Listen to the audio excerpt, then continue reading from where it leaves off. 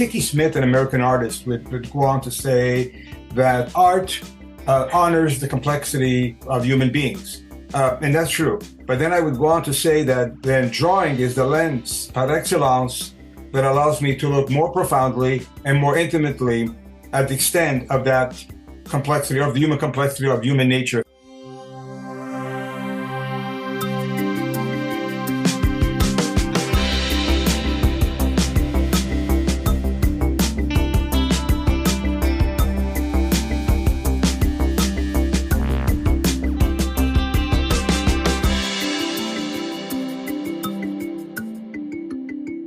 I'm very happy to have the chance today to speak with Giuseppe Di Leo. I'm going to call him Joe. He told me I could call him Joe.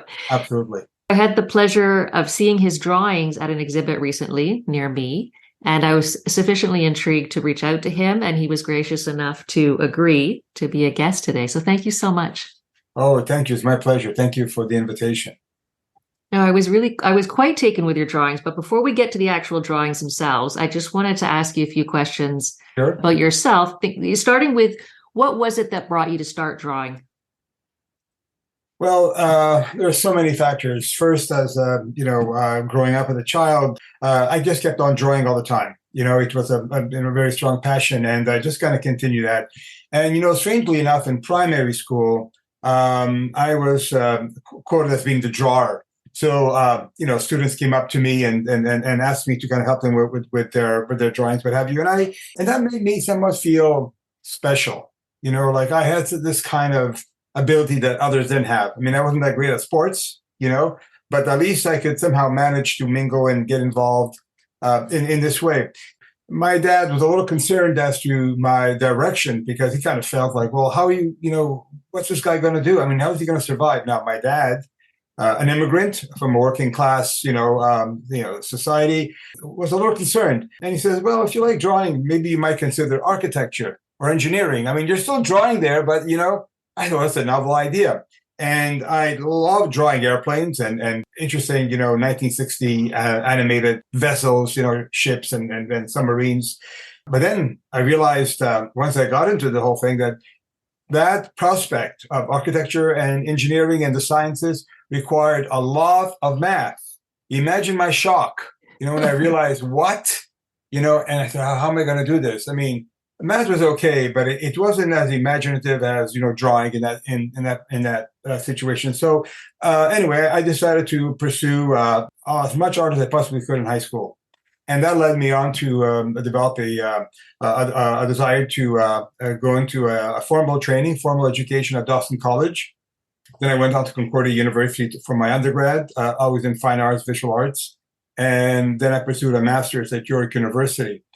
And it was there that I decided that I was going to spend more time drawing. I went in as a painter.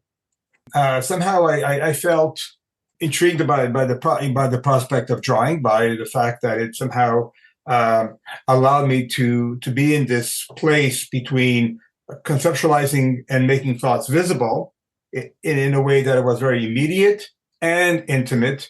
And then I thought I'd move on to painting later on. But one drawing led to another, and one drawing led to another. And the next thing you know, like 40 years later, I'm still drawing. I said, one day when I grow up, I want to start painting. I'm still growing up.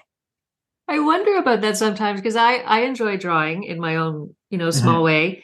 But I always kind of feel like there's a hierarchy. And so you start with drawing and then you're supposed to advance to painting. You're not supposed to stay with drawing. Yeah, well, that's a good point. And that's true. And that's how I thought about it. That, as we all know, it was considered a preparatory subject. However, it wasn't until the end of the 19th century that I think was Seurat, one of the individuals who took drawing to a much more elevated position whereby it could stand on its own. But before that, I was looking at, drawing for myself personally, in terms of, master's drawings and their their sketches, their works on paper, their pentimento, that kind of, exploration. And I thought that was quite grand. I really liked that sensation of working things through They're kind of rough. Their ideas are not really fixed or cleared yet, but we're getting there. And the figuration was a very much figure. The human figure was very much a central part of that kind of investigation, of that particular investigation. And I've always gravitated towards the human figure, the place where we live. We live in our bodies, and so I just kind of kept on working, particularly in that direction. Focusing on drawing, focusing on rendering, focusing on representing and developing a kind of heightened level of skill to be able to draw the human figure, because you can't get away with shoddy work, especially with the human figure. So it was something that kind of really captivated my interest and my desires, even to this day. Rarely will there be rarely any drawings that I don't essentially have a human figure in there in some form or way.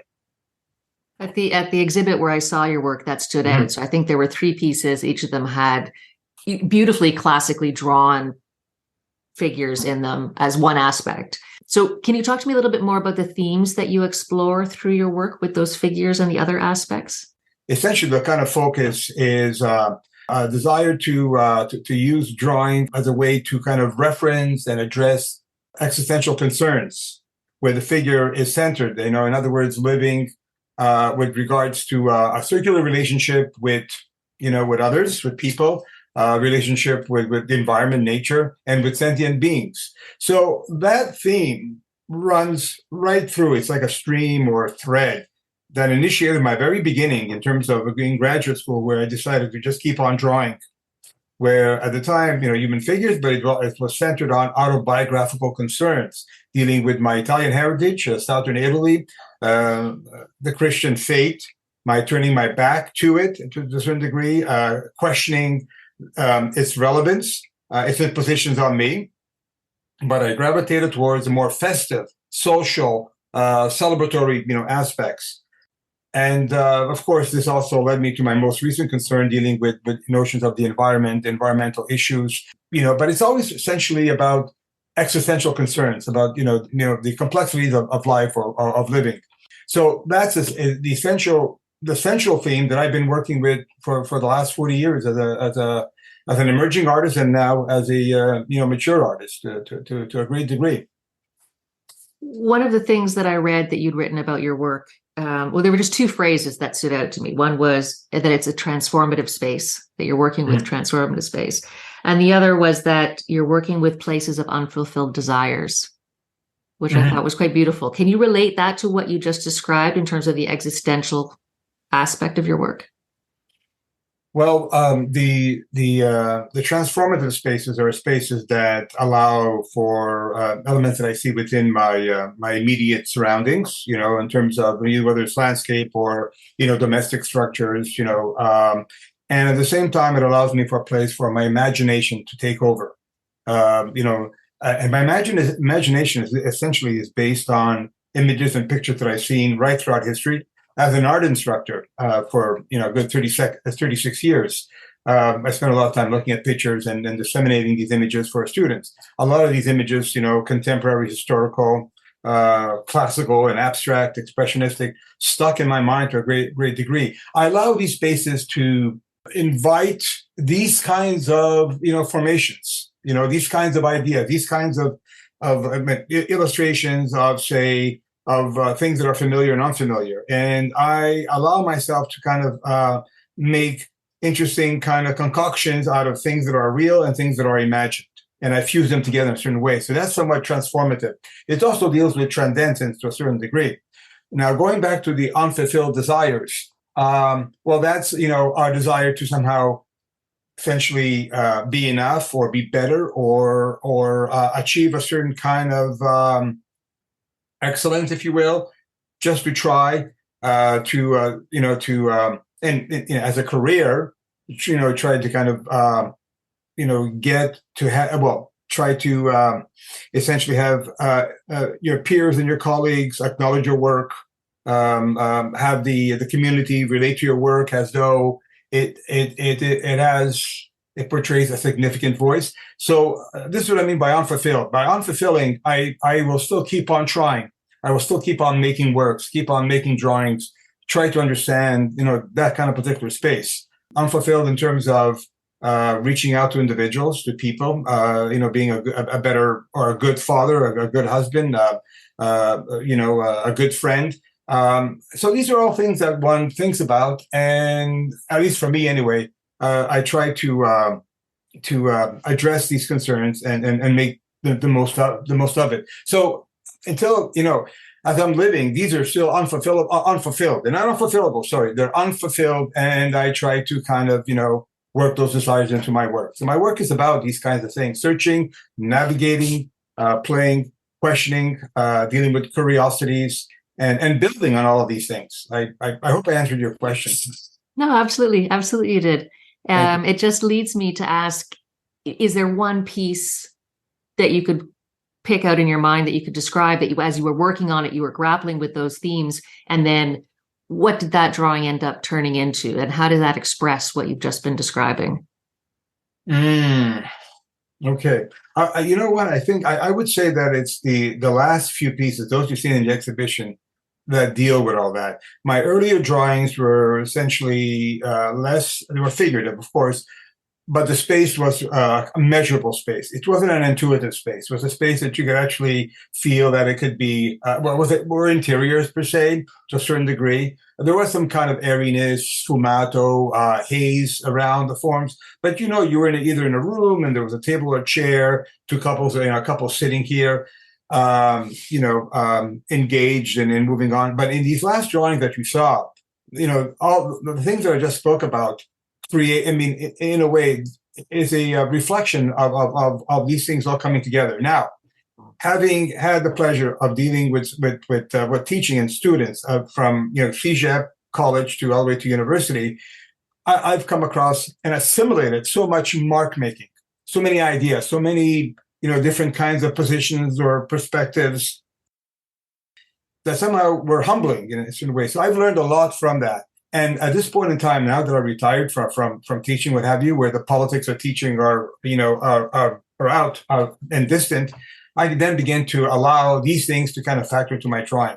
So I create these sensations. So the drawings you've seen where there's this figure kind of walking into a space where there's a huge root, there are birds and flowers and biomorphic forms that are not really clearly identifiable, allows me to somehow conjure all these things up and create this fantastical, absurd, immeasurable, and intuitive space. The one that really caught my eye, I mean, they all were stunning, but the one that caught my eye was the man with the woman on his shoulders. And I think there's a tree. Right. And then there's something growing from down below, and it's grabbing the leg of the man. Right. That was really stunning. It was a beautiful, beautiful piece. Thank you. What you described as trees essentially are roots, large roots. Now, during the lockdown in 2021, we made a point of going into this wooded area near our place, near where I live, with a couple of friends, and we walked every Sunday for 3 hours, 3.5 hours, 4 hours. And we did that from January to May, and we saw seasons changing. And then I even went on my own in between because I just was fascinated by the number of trees that had been downed, that had fallen, and the roots were upturned, and the roots were exposed, and there were these large, massive, formations that, you've seen roots in pictures, what have you, but not to this degree, not where you're actually very close and you can begin to examine the system. And some of these trees, some of these roots brought up huge boulders. And I'm just thinking about the force and energy, for that to occur, and the sound they would have made. And at that time, as we were walking, and I decided to I was very much taken by the intriguing, formation. It was very irregular, and it fit in nicely with absurdity or strangeness.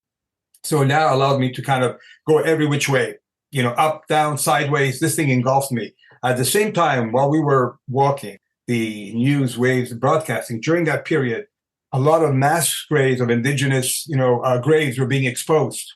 Were being, we knew, but now we have irrefutable proof, and we're still examining them and discovering them as we go along. I mean, what does this mean to have graves by schoolyards, unmarked? So the idea of these unexposed trees, this kind of, magnanimous, strange force, and I was very much taken by all of that, by this kind of discovery. So I was really at the heart and the center of it.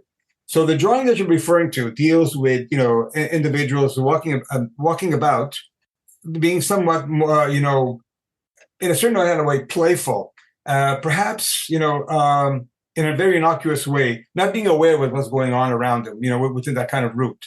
So a few individuals came up to me and said, well, they could easily be Adam and Eve in the Garden of Eden. But essentially what it was is that, the paradise has been lost, as we discovered. And the plant situation, as if you recall, there's the anthurium plants with, very red, very powerfully red. And what I wanted to do in that drawing is downplay the figures. They're on one side, the tree root is on the other side. And in the middle, you've got these very strong red flowers that really attract your attention. So, and these are growing from the ground. The tree root, the indigenous graves, that we've come across. In a certain kind of way, I had to kind of question whether I could even speak about these things. I mean, what experience do I have? I've got friends, I've got former students who are really good artists, good creators who are indigenous, and they're using their work to somehow express their dissatisfaction with what has happened. So how do I fit into all of this? Well, I feel that if I don't say anything, then I'm I'm accountable. In terms of if I don't speak up and support, or from my limited experience, this is one way of somehow dealing with this issue. So the upturned root, as powerful as it is with its jagged edges, versus, sharp and harsh versus the delicate play of these individuals, speaks to me about what life could have been for these individuals who were taken away from their homes. So I began to kind of play, with that notion. And in the other drawing that you spoke about earlier, where there's a male figure walking into, and the male figure is essentially classically drawn, a nude, not naked, but a nude walking into the space. In the middle of all of that, if you look back again at the drawing, you'll see there are roots turning into braids, children's braids, cut braids. So, where these young girls, if you remember seeing their pictures, you'd see that their hair was cut and short and made to kind of assimilate Western individuals. So that idea of taking away, of losing, of exposing, of presenting, was a fascination for me, enough to somehow propel a number of works. So this is what you're seeing in the exhibition. I'm torn now between asking more specifically about some of the things you've been talking about, but I think I'm actually going to go more general, because I'm curious now to know what it means for you to be an artist in terms of your opportunities to express yourself in those kinds of ways. And after, a career so far as an artist and teaching art, what does it mean to you to be an artist? Essentially, what art does, art matters. And what it does is that I've identified myself as an artist, once I began to kind of make works, that somehow spoke about the essence of living, of life. It means to kind of connect and to share. It deals with the notion that through art and through my practice, I could then, desires and ideas to those who actually take time and spend time looking at my work, that art is about recording a felt life, a life that is lived, that deals with the qualities and complexities of human nature in a certain way. So as an artist, for me, I feel like I'm very privileged to be in a situation where I can express myself in that way through a medium that I respect and enjoy working. A medium that is somewhat still very challenging, but yet one that somehow allows me to kind of delve deeper into to the concerns that affect me on a daily basis. So art matters because it teaches us so many things. It helps to tell us about our fallacies, strengths. It helps to, I would imagine, through imagery, build bridges, plant seeds, ideas, open up pathways to other possibilities. It allows me to kind of engage with people, and normally, and these would be with my students or former students, where we can then somehow commune our ideas and connect our ideas, connect these, and speak about risks, speak about the difficulties of what it means to be an artist, what's out there. It is a place where I can tell stories, where, unfulfilled desires are part of the stories, and stories teach us a lot about, living and essentially truth and digging up, truth in a much more profound way. Being an artist also allows me to develop my ability further to begin to kind of, show what are the things that are very curious for me. Being an artist has to do with, in this particular case, drawing. Essentially, drawing is time, and time is duration. And then duration would be intimacy, and intimacy is drawing. It's a kind of circular, say, play. So I find myself at the center of all this connection between one thing to the other. The existence and daily living of life, So in terms of that, what do you see of yourself in your work? Just in terms of your own self as a human being, as an individual, what are you expressing about your own experiences of life through your work as Joe? I search for, through my work, hopefulness and dignity. Margaret Mead, the anthropologist, when asked about when did she believe that, when did civilization actually begin? Students expect that she would say when we begin to kind of develop certain tools to hunt and fish. I mean, I don't know if you've heard this before, nets and maybe tools to kind of, hunt and gather, shovels and stuff. But she said it was when a broken femur was healed. Because at that point, someone had to care for you. If an animal broke its femur, its legs, what have you, well, the animal would not have survived. It wouldn't have been able to kind of escape from a predator, would not have been able to go down and drink water, by the creek or river, what have you. It would essentially die. But this is when civilization begins. And it is this kind of idea that, for me, points to it's when we care for others. And by caring for others, we then become, we make this kind of sacrifice, the economics of care, and essentially we then begin to self-actualize. So for me, my work, I would like to believe that it's essentially caregiving and gifting to those who actually want to stop and take a break and look at the work and ponder the things that I'm talking about. So that kind of idea is really, really important. Art should be comforting. Those who are in need of comfort, as Cesar Cruz would say, art should comfort the disturbed and disturb the comfortable, disturb us. So in a way, I mean, I love that because it undermines my comfort zones and makes me think about, my place and my relationship in the world and with others too. Yeah, I tell my students that, we're born with, this is something that I believe we're born, for those of us who are in this field, and maybe even not, with 500 bad artwork inside us. We're built with that. It's a default system. We're born with 500 bad pieces, okay? So, the ladder of success is made up of many rungs of failure, okay, one at a time. Well, with the 500 drawings, okay, get them out of your system one at a time to practice. And don't worry about how bad they are or how good they are. It doesn't really matter, okay? It comes by doing. And a bit at a time, that by the ripe old age or whatever, you'll start doing your first good drawing, your first good piece, whatever it may be. I tell them I still have about, at my age, another 22, 23, 20, 21. I did one yesterday. 21 more bad drawings to do before I start doing my first good piece, before I start shining. That's great. Okay? I love that. So anyway, what this is to say, it just means to, for those of us who feel uncertain about our work, some are vulnerable, who feel some are discontent or frustration, it doesn't matter. We all have pimples on our bums. It doesn't really matter. We just move forward. For me, it deals with coping and unraveling things, being curious and being somewhat mischievous, to a certain degree, taking chances. It's all about, it's a challenge, taking chances. I put my works up there. I don't know what people are going to say, how far I've gone. Maybe I haven't gone far enough. I'm using a lot more abstraction, a lot of mark making. So these are all kind of questions that I think about. And at the same time, I'm looking at who are, those other artists who are essentially being sought after by galleries or museums, by curators, what have you. And I know we're at a very different period right now. So what does this mean? Well, it means that, you do the best that you can. You forge forward for the things that you believe in and feel that what it is that you're doing has some sense of worth to me. So this is what it's all about. Essentially, the drawing gives me this sensation of worthiness, So yeah, there are difficulties. Yes, there are struggles and challenges. I'm a white heterosexual male, and we're not at the top of the food chain anymore. We're really, really at the bottom in terms of what museums or galleries are looking for, and that's right. And it should be that way. It should have been that way years ago.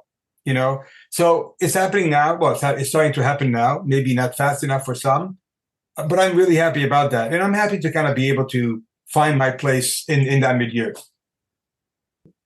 I'm going to ask you because you brought up the word vulnerable, but I'd Mm-hmm. like to look at it maybe in a couple of different ways. And one of them is, where do you see the theme of vulnerability in your work?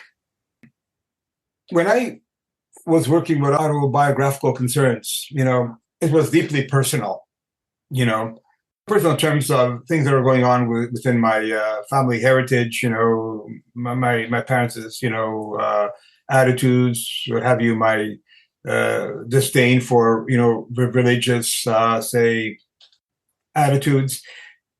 Because it's a very personal and autobiographical, say, direction, I just felt that my work was too personal, that others wouldn't get it. Does this make sense? I mean, I remember thinking about it. Well, this would have hopefully a universal theme or universal understanding, but it doesn't because we're all very different. So, I was somewhat unsure whether anybody would look at the work or even kind of begin to, to relate to it. Was I going too far in one direction? Was I not able to kind of get things across? Now, I had been working very hard in developing my skill to a certain degree. And even that at one point was somehow swimming upstream. While, art at the time actually didn't seem to kind of favor much, at least at some point in time, not as much today, but, let's say 20 years ago, 30 years ago, figuration and figuration in this kind of, I was coined as being higher realism. I mean, without people actually knowing what realism means, I was coined and labeled in that direction. So that kind of put me in a position where I was afraid that I wouldn't be either looked at or recognized or taken seriously. So these are the things and besides, I was drawing, and there aren't too many people who actually draw. I mean, at least back then anyway. I mean, people gravitate towards painting, towards, installation art, performance. So I had to kind of stick and go through all of that. I mean, I had to somehow manage and just kind of, plow right through and believe in what I was doing, has some kind of sense to it, that it was enough I mean, if you do it long enough and if you do it well enough, eventually somebody will turn around and pay attention, and listen, to your work. But so you do it because you'd like to kind of communicate your ideas and your concerns, and to somehow be a kind of voice in the artistic, milieu or realm, if you will.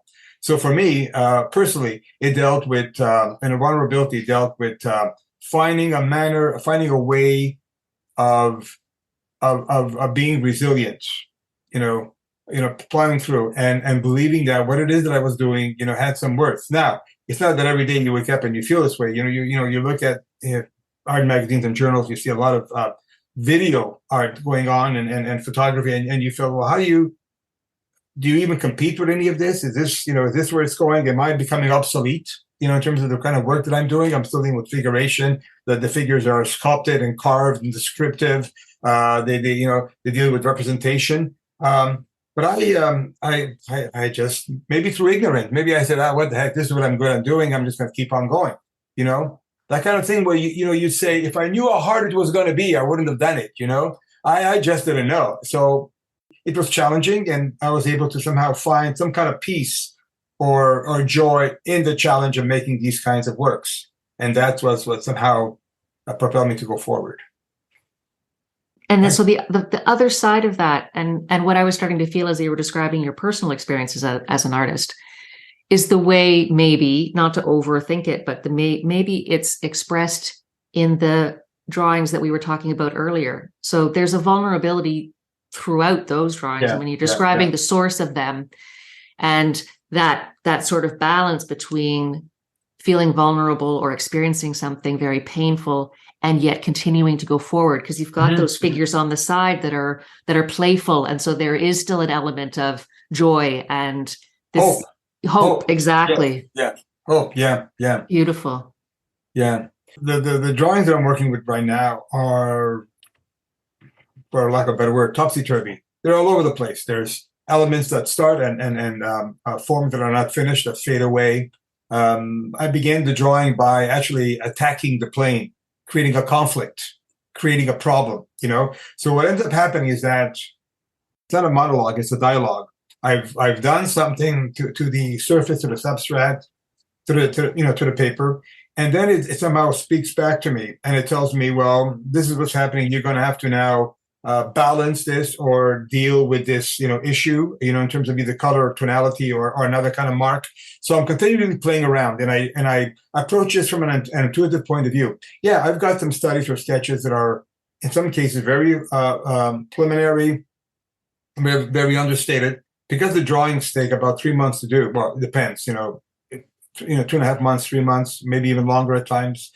I like to kind of keep an open space for things that are going on at the present, currently, to factor into my work. Oh, I didn't think about this. Oh, this is happening right now. Why not, just like as I mentioned, the graves, the exposed graves. So this was not something that I started off with, and then it just made sense.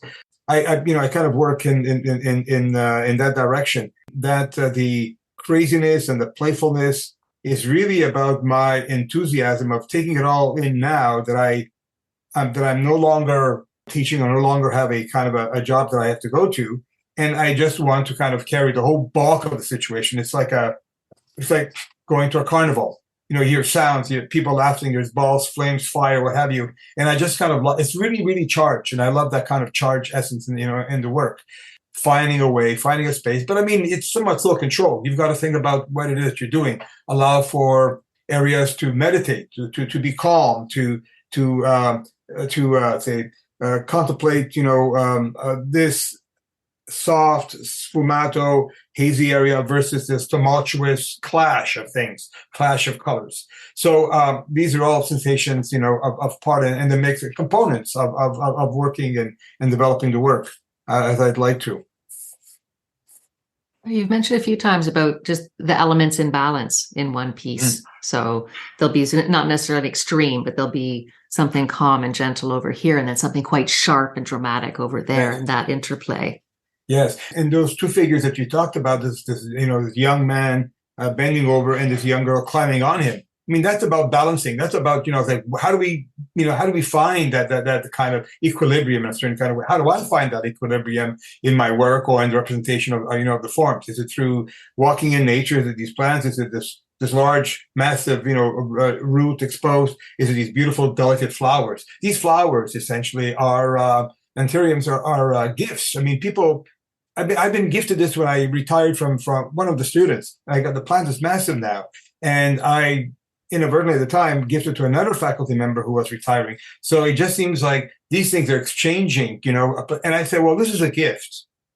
Giving care, or the economics of care, is giving a gift. Now, while all this was going on between the advent or the start of the coronavirus or COVID until about a year ago, I lost both my parents, both my mom and my dad. But it wasn't through COVID. It was just, their time had come, their age. And so I was so I had that at the center of all these drawings that I was working on, the sense of, how does one balance all of this and the grief.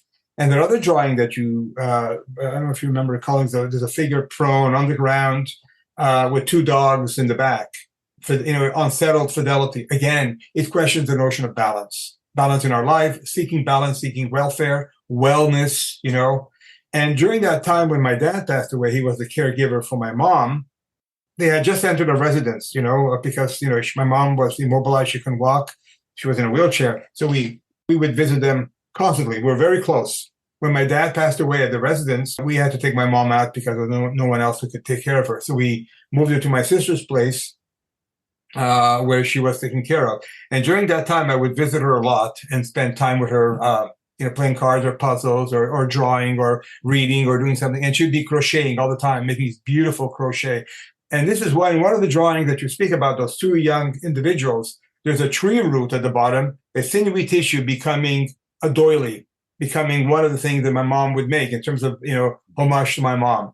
Whereas the other drawing with the dogs was a commemoration or homage to my dad. It's me on the ground, was falling with my hands clasped as though in prayer, and the drawing was started before this thing happened with my dad. These were issues that were going on in my life at a particular time.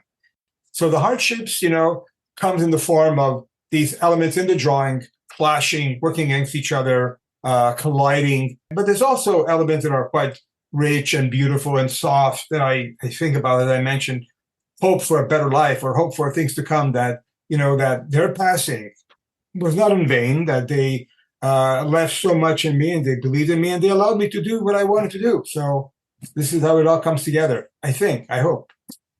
I was about to ask you how your parents felt as you continued along your path to being an artist and didn't divert over into architecture or engineering. Okay. Well, it was early on when I was in college that my dad allowed me to kind of,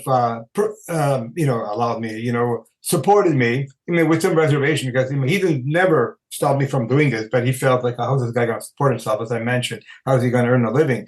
But once he saw that I was really working hard and had starting to kind of win awards or prizes for my work in regional, small Italian neighborhood, then he kind of felt a little bit, okay, this guy's got something going from him, but he's not just kind of lazy, he's working away. And then in university, as I would go on and was featured in an exhibition, though my dad was shrewd, he would always go check things out.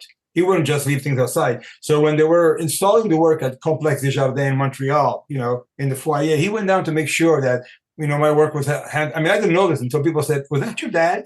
And he wanted to know, and he just got it. And that I could see that he was very proud and happy, and I know that once, we went through the stuff at home, and when we went through after he passed away and we moved out of the house, I found this suitcase luggage with a lot of my invitations, a lot of, and I'm serious, and I still have that here with newspaper clippings cut out. So yes, he was very proud. And my mom too, from the very beginning, she was, allowed me to kind of continue on, but she always kept telling me, why are you always drawing these nude people? Why don't you draw a nice woman with a beautiful dress, what have you? My mom was a seamstress. She made these dresses for people. She, for the neighbors, and this was one way of helping to support the family. So all this comes together in the work. So I really felt that I wanted to kind of include a part of her embroidery in my drawing. There's so much of you in your work. Well, I take that as a compliment. Thank you. It is. Thank It's you meant very to much. be. You're very kind. No, I think that's wonderful. Yes, you are. Thank you. I've sort of come to the end of the questions that I had thought about asking you. And so I wanted to invite you to share if there was anything that you thought of when I asked you to be a guest on the podcast. Is there anything that you thought of that I want to make sure I talk about that, or, oh, that makes me think of this, or that we haven't talked about you'd like to make sure it gets... The fact that I was an educator, a teacher for 36 years. First, I started, when I graduated from with my master's, I had this part-time job replacing someone on maternity. So I was, the last one in and the first one out. And that was teaching, grade 7, and my art classes were only 45 minutes. Well, you know how much I talk right now. 45 minutes was not, and it was really hard trying to kind of, and the kids, loved it, and I made them do all kinds of stuff. But then when I went on to teach at college and university, I taught at Dawson College. I started in 1984, and at Concordia University at the same time, part-time in both places, created full-time, and trying to do my work at the same time. Anyway, I think what I'm trying to kind of get at is my engagement and my involvement with the students. They really satisfied my social needs. And speaking about vulnerability, whoa, you're really, you're in the thick of it right there and then. These are students coming in who some may be very, sure what they want to do. Others are not sure. Some have a lot of ability because they were drawing from a very young age and they went to some good art school or some, good community schools. Others were very fresh. Some were really well rounded in terms of being able to express themselves, verbally. Others, and you had all kinds of conditions and issues, in terms of, the life. In art, there were no secrets. So whatever happened in their home, was carried through, whether they wanted to or not, and especially those who had difficulties, domestic, problems, questions of economics, money. Just affording paper or what have you. So in terms of vulnerability, these are,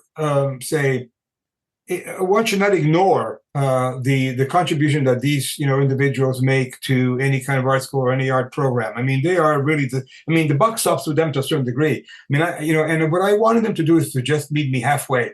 If we could just meet me halfway, and I really wanted them to come to class, and they were great because if you allowed for offered substance in what it is that you were offering, knowing that you can't push too hard. And you can't let go too much, that they provided a kind of, a balance for myself and for other instructors in terms of their desires, their commitment, their probing and their curiosity. I mean, this is what I mean by balance. It somehow, made sense. But what was really critical about it is that using a little bit of humor and levity, and that when giving a critique or explaining, the work to the students in terms of what they were doing, that you applied a certain amount of, of balance in terms of finding things that are, very strong in their work, that are coming across nicely, that this illuminates their ideas and it's fine. And then finding things that they could work on, like I would just joke around and say, well, this is really beautifully handled, anatomically in terms of, drawing a figure model, very early on. You've handled, the body quite well, and you paid attention to the form and the lighting. But what is this? This foot here? What? Fred Flintstone has better looking feet than that. Come on! And they just kind of roll over and they laugh, right? So now they know that they could come here feeling, I give them a sense of, equilibrium, balance, that they could trust me, and that I feel that the classroom is an alliance. We form a pact, an alliance. I come in, I say, I'm your king. There's no question about that. But you are my loyal subjects, and I'm here to serve you. And we're going to work this thing out together for the next 15 weeks until the end of the semester. We're going to have to kind of, trust each other and work with each other, and hopefully build a community in this way. They'll come to class wanting to be there. And when they tell you that they want to be there because they want to please you, oh, wow. I mean, what could be a better reward than that? Well, okay, don't please me, please yourselves, okay? If I'm happy, you're happy. So students have to go through quite a lot in terms of recognizing how to somehow deal with being vulnerable because they're exposing themselves. I mean, they're at their most, say, open state that they've ever been. I mean, I once told their parents one time when I was chair of the department and I had to speak, at their graduation ceremony. I said, folks, parents, you don't know what your kids are thinking about, and you don't want to know. I mean, from what they, what they're providing here and what they're thinking about, like I felt privileged to be in that situation, because and not only the CEGEP, but I mean all the way down to university where they really dealt with issues that are traumatic and concerning, dealing with sexual orientation, with their place in the art world, with or being accepted or not being accepted. All these elements, come into play. Now, I'm not a psychologist and I'm not, trained in any way, but you come in in a way that how would you feel? How would I have felt? How would I, handle something of that nature? So you go from your own experience. That's the best you could do, and but reach out and make sure that you're still in contact with them by asking them to see you during after hours or your office hours. Or even maybe sending them an email saying, "Listen, I noticed that you were somehow distraught a little bit in class.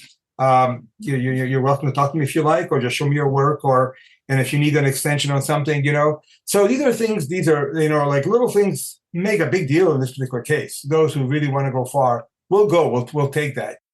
What I said to you earlier about comfort and discomfort. I remember talking about that very day in class to the students, and we talked about that. But at the end of the session, at the end of that day, we were having a kind of social with faculty members and students coming together, and the chair, I coaxed him into buying a pizza, and he brought in like lots of pizza. We had this was towards the end of the semester, and the students were happy, and they were going around and painting their faces or putting a twinkle or glitz or whatever it was. And one of the students came up to me and she wanted to do that to me. She says, look, I said, no, I'm not very comfortable with that. It's okay. She goes, come on, Joe. Remember what you said this morning about, art should comfort, the disturbed and disturb the comfortable? I said, you know what? You're absolutely right. You're absolutely right. I'm sorry. Go ahead. Knock yourself out. And she just kind of scribbled on my face, and I went the whole day. And I said, they've learned. This is great, and I've learned from them. I've learned. This is my own medicine. I said, of course. How stupid could I have been? Not to have realized this from the very beginning. It's these moments, that really make teaching most rewarding. They're kind of human connection. That my heart through their work jumped into theirs, and it's reciprocated that your heart through my work jumps into mine. I mean, what could be more than that? I mean, more rewarding. That's a beautiful image. I just even love the sound of that. Okay, thank you. I know it's also going to make a comment, but it's very trite, but it just came into my mind when you were talking about the students who have issues and challenges and troubles, and the fact that you would reach out with an email and say, I noticed maybe you were feeling unhappy during so that kind of reaching out, it just reminded me of the Margaret Mead, like you're healing femurs. You were in their classroom healing femurs. Yeah. And so that's such a beautiful sign of civilization still in the world, which is reassuring. I think about that, and I think about how my students, in these moments, and I embrace it all. I embrace it all. Amazing. Thank you so much for your time, Joe. I really appreciate it. That was wonderful. Thank you so much, Sarah. Thank you for inviting me and for allowing me to kind of express myself in this way.